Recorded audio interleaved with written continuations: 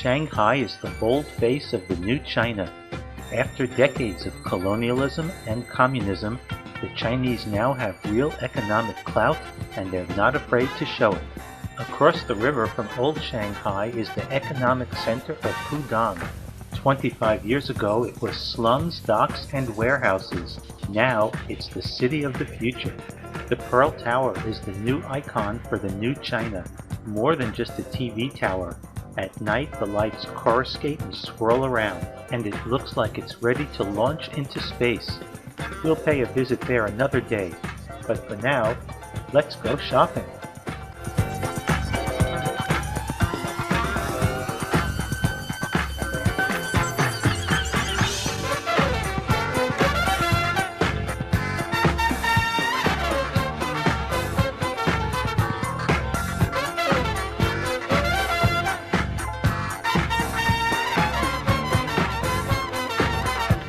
Nanjing Road is the main shopping street in Shanghai, and the reflections of the rain made the neon seem doubly as bright.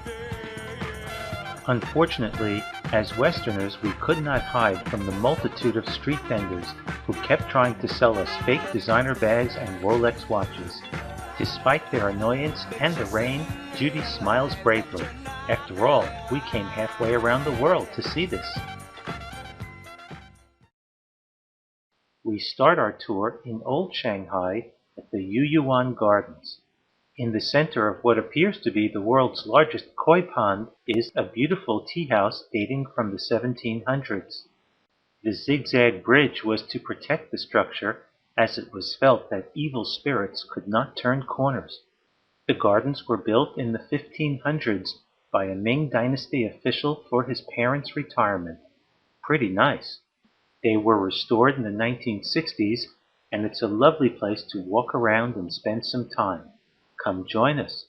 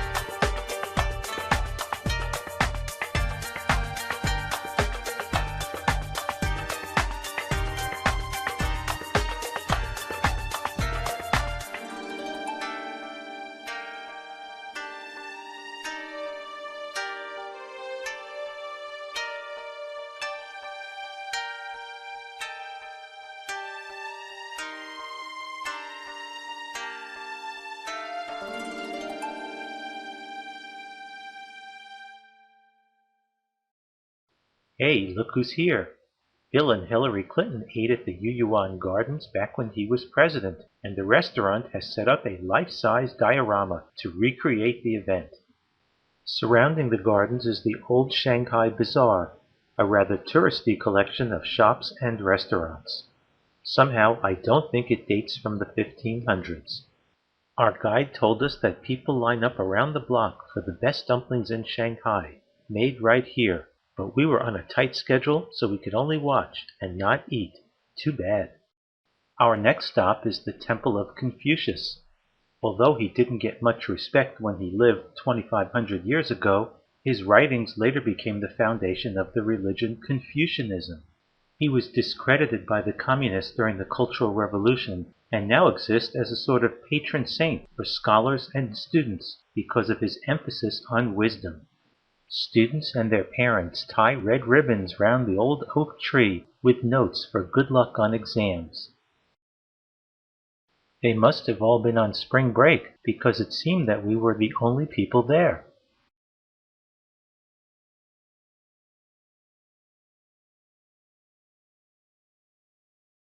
Confucius said, "Journey of 1,000 miles begins with a single step." Here, I think he is saying, "Rich American tourists, please buy expensive items in my overpriced gift shop." Well, we didn't, but we still enjoyed seeing his temple. Evidence of Shanghai's old colonial past can be seen along the Bund, which runs along one side of the river. It looks like a typical European city around the turn of the 20th century, and that's because most of these buildings were built by wealthy Western entrepreneurs, including banks and insurance companies. We stayed right on the Bund at the Peace Hotel. This 80-year-old landmark with a distinctive green roof was the most luxurious hotel of its day. It's slightly faded, but still retains its former glory. Here's a lucky shot I was able to snap from our moving cab. The buildings are very well preserved, but look strangely out of place in China. Standing on the Bund, Pudong is directly across the river. We think it's no coincidence the Chinese built their new economic center right across from these old monuments to Western imperialism. This monument on the Bund was a gift from the Soviet Union, celebrating the Communist Revolution. Kind of gives you that old-time Cold War nostalgia feeling, doesn't it? Like all great cities, Shanghai is an amalgam of the old and the new, but the new buildings delight in being eclectic and avant-garde.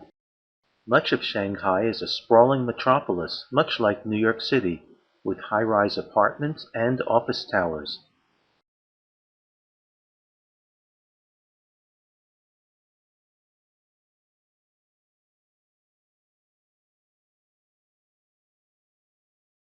I especially liked this building, which reminded me of the old Daily Planet building in the Superman comics.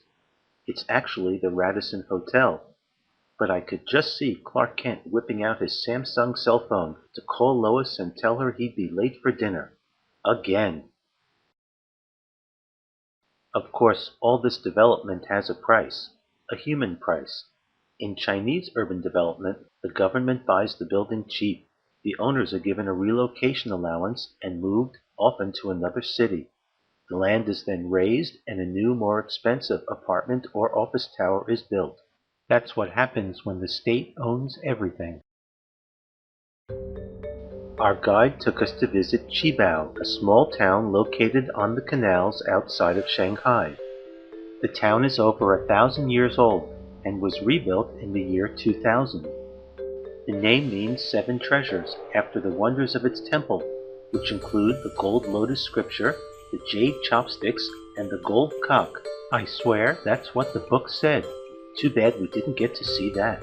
The boats, restaurants, and shops make it a popular destination for the local Chinese. Popular indeed. It's Golden Week, the Chinese national holiday, and everyone is on vacation. The crowds were overwhelming. 1.3 billion Chinese, and they're all here. Our guide just pushed into the crowd and we followed. And it's a street fair. Let's see what's cooking. Little birds on a stick. I think they're duck. For the true duck connoisseur, crispy deep-fried duck eggs. The beaks give it that nice crunch. Gizzards on a stick. So hard to find in America. Boiled crayfish. Down-home Southern Chinese style cooking. I don't even want to think about what she's got here. And you can wash it all down with Jiang Shang's sticky rice cakes.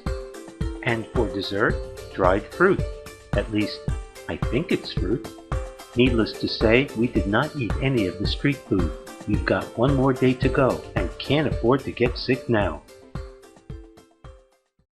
As we return to Shanghai, we are suddenly exhausted. It's been a long day and we've seen a lot. Tomorrow's our final day in China, and we'll be on our own to do some shopping and go across the river to check out Pudong. The Shanghai tourist train takes you under the river on a psychedelic, fantastic voyage complete with lights and sound effects. It was hokey and overrated, but hey, only cost $3.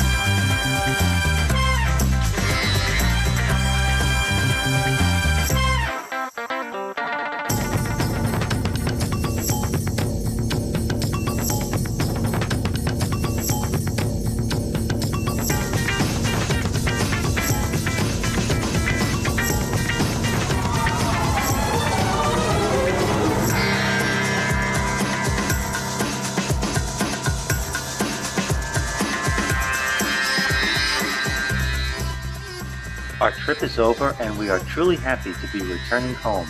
It was not an easy vacation, but despite jet lag, altitude sickness, aggressive street vendors, strange foods, the frantic pace, and general culture shock, we saw some great things. From the tombs of emperors to the skyscrapers of Shanghai, we walked in the footsteps of the past and saw into the future. And we'll see you on our next trip.